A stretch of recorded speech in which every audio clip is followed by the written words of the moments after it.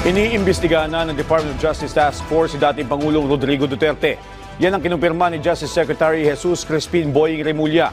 Ayon kay Secretary Remulla, tinitignan ng task force ang posibleng paglabag ng dating Pangulo sa international humanitarian law.